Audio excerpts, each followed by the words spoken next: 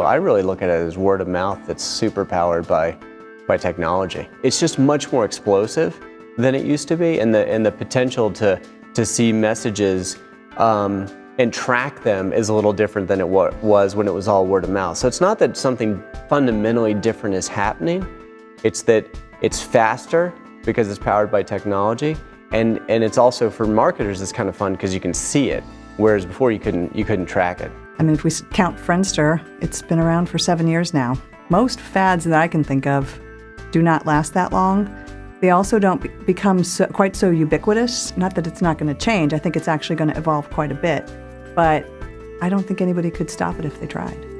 We're social by nature. We want to interact with other people. And if you give us better and easier ways to do it, we're going to do it more and more effectively and more efficiently. Social as a whole is a thing that was built into the web. It's a thing that's built into us as humans. And so that's how we're going to connect to each other. I don't think that social on the web is replacing or is going to replace interaction between people live. But it does let me have more contact, lets me have more connection with my friends, more connection with the people that I work with. It lets me be more efficient. So that's what I think has changed. It's clear when you search Google for any company's brand and the top 10 listings are social items. They're not companybrand.com. So that tells me that it is actually, you've got a groundswell that's happening and the movement's already taking place. Well, the sheer volume itself, I think, tells you that it's just this is just a game changer. I mean, this is like almost the invention of the telephone. But when you step back and you think about why is there demand, think about your own use, whether it's Facebook or Twitter. Social context it's just really cool, and it brings real meaning to your life.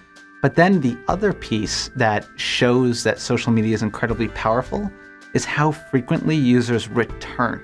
So Facebook, for example, they famously quote that roughly 50% of their user base visits Facebook every day. So the rate at which users return and don't churn out shows that people are getting very engaged. I've always believed in the influencer model, the few who buy for the many. And we know, and we have known for decades, that the most important influencers is word of mouth. When you think about what those social communication platforms will allow influencers to do, you're moving word of mouth at the speed of light. It's no longer just one-to-one engagement, it's one-to-many.